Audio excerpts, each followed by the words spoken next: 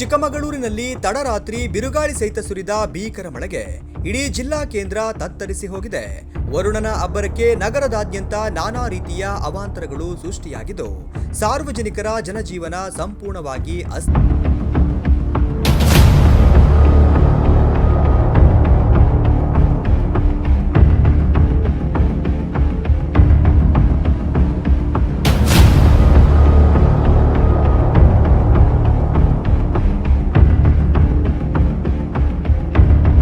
ಭಾರೀ ಗಾಳಿಯ ರಭಸಕ್ಕೆ ನಗರದ ಪ್ರಮುಖ ರಸ್ತೆಗಳು ಹಾಗೂ ವಸತಿ ಪ್ರದೇಶಗಳಲ್ಲಿ ಸಾಲು ಸಾಲು ಬೃಹತ್ ಮರಗಳು ಮತ್ತು ವಿದ್ಯುತ್ ಕಂಬಗಳು ನೆಲಸಮವಾಗಿವೆ. ಹೊಸಮನೆ ಸರ್ಕಲ್ ಹಾಗೂ ಕೋಟೆ ಮುಂಭಾಗದಲ್ಲಿ 10 ವಿದ್ಯುತ್ ಕಂಬಗಳು ರಸ್ತೆಗೆ ಉರುಳಿ ಬಿದ್ದರೆ ಕೋಟೆ ಬಡಾವಣೆಯಲ್ಲಿ ಹಳೆಯದಾದ ದೊಡ್ಡ ಮರಗಳು ಧರೆಗುರುಳಿವೆ. ಗಾಳಿಯ ತೀವ್ರತೆಗೆ ಕೆಲವು ಮನೆಗಳ ಮೇಲ್ಚಾವಣಿಯ ಹಂಚುಗಳು ಹಾರಿ ಹೋಗಿದ್ದು ಐಬಿ ಮುಂಭಾಗದ ಕಾಂಪೌಂಡ್ ಗೋಡೆ ಸಂಪೂರ್ಣವಾಗಿ ಕುಸಿದು ಬಿದ್ದಿದೆ.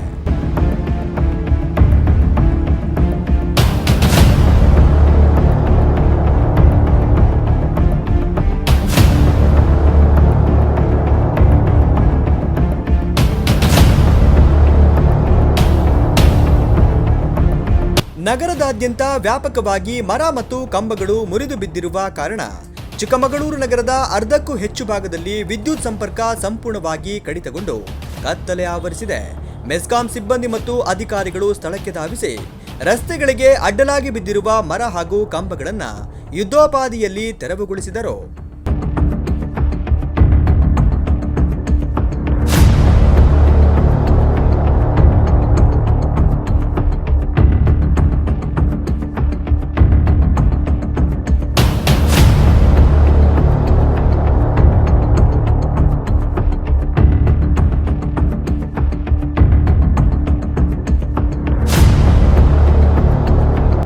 ಸ್ಥಳಕ್ಕೆ ಆಗಮಿಸಿದ ಮಾಜಿ ಸಚಿವರು, ವಿಧಾನ ಪರಿಷತ್ ಶಾಸಕರಾದ ಸಿಟಿ ರವಿ ಹಾಗೂ ವಿಧಾನ ಪರಿಷತ್ ಶಾಸಕರಾದ ಎಸ್ಎಲ್ ಭೋಜನೂರ ಅವರು ಸ್ಥಳಕ್ಕೆ ಭೇಟಿ ನೀಡಿ ಇಷ್ಟೆಲ್ಲ ಅವ್ಯವಸ್ಥೆಯಾಗಿದ್ದರೂ ಅರಣ್ಯ ಇಲಾಖೆ ಸಿಬ್ಬಂದಿಗಳು ನಿದ್ದೆ ಮಾಡುತ್ತಿದ್ದಾರಾ ಎಂದು ಆಕ್ರೋಶಗೊಂಡು ಈ ಕೂಡಲೇ ಸ್ಥಳಕ್ಕೆ ಭೇಟಿ ನೀಡಿ ರಸ್ತೆಗೆ ಹಾಗೂ ವಿದ್ಯುತ್ ಕಂಬದ ಮೇಲೆ ಬಿದ್ದಿರುವ ಮರಗಳನ್ನು ಅರಣ್ಯ ಇಲಾಖೆ ಅಧಿಕಾರಿಗಳು ಮೆಸ್ಕಾಂ ಇಲಾಖೆ ಸಿಬ್ಬಂದಿಗಳೊಂದಿಗೆ ಜೊತೆಗೂಡಿ ಸರಿಪಡಿಸಬೇಕು, ಇಲ್ಲವಾದಲ್ಲಿ ಕಠಿಣ ಕ್ರಮ ಕೈಗೊಳ್ಳುತ್ತೇವೆ ಎಂದು ಎಚ್ಚರಿಕೆ ನೀಡಿದರು. ಈಗ ನೋಡಿ, ಕೆಲಾಮಿಟಿಗಳು ಆಗ್ತದೆ.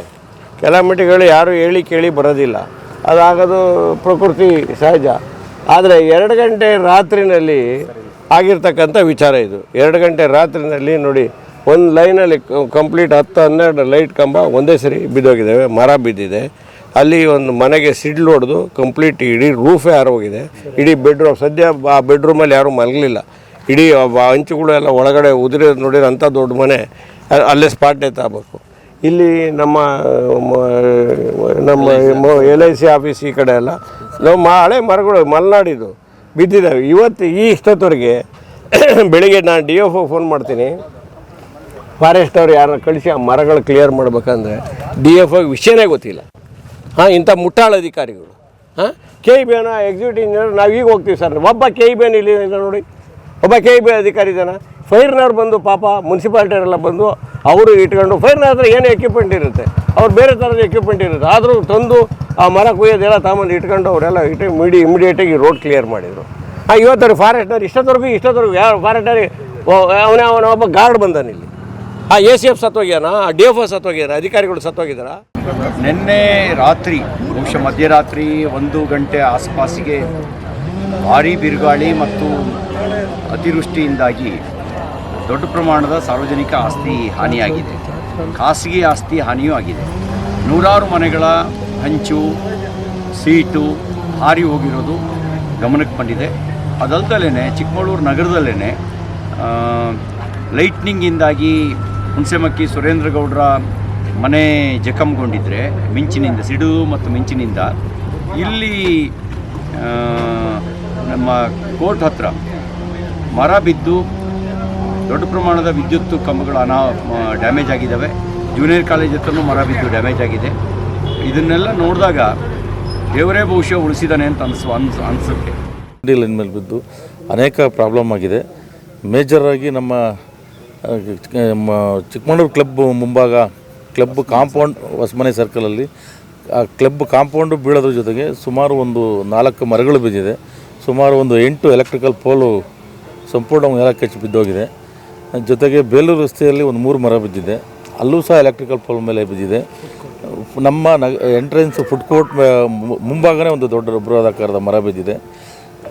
ನಮ್ಮ ಡಾಕ್ಟರ್ BR ಅಂಬೇಡ್ಕರ್ ರಸ್ತೆಯ ಪ್ರಾರಂಭದಲ್ಲೇ ಒಂದು ದೊಡ್ಡ ಮರ ಬಿದ್ದಿದೆ.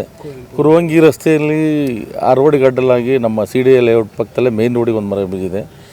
ಕುವೆಂಪು ಪಾರ್ಕ್ ಹತ್ರ ಕೋಟೆಯಲ್ಲಿ ಒಂದು ಕಾರ್ ಮೇಲೆ ಮರ ಬಿದ್ದಿದೆ. ನಮ್ಮ DC ಕಚೇರಿ ಮುಂಭಾಗ, SP ಕಚೇರಿ ಮುಂಭಾಗಗಳು ಮರಗಳು ಬಿದ್ದಿದೆ. KM ರಸ್ತೆಯಲ್ಲಿ ನಮ್ಮ ಭೋಜೇಗೌಡ ಸರ್ ನಿವೇಶನದ ಪಕ್ಕದಲ್ಲಿ ಒಂದು ದೊಡ್ಡ ಮರ ಬಿದ್ದಿದೆ.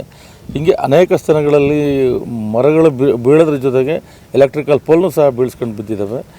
ಭಾರೀ ಅನಾಹುತ ಆಗೋಂಥದ್ದನ್ನ ತಪ್ಪಿದೆ ಅಂತಾರೂ ನಾವು ಭಾವಿಸ್ಬೋದು. ಯಾಕೆಂದರೆ ರಾತ್ರಿ 1 ಗಂಟೆ ನಂತರ ಆಗಿರೋದ್ರಿಂದ ಎಲ್ಲ ಜನ ನಿದ್ದೆ ಜಾರಿದ ಸಂದರ್ಭದಲ್ಲಿ ಈ ಮಳೆ ಬಂದಿದೆ.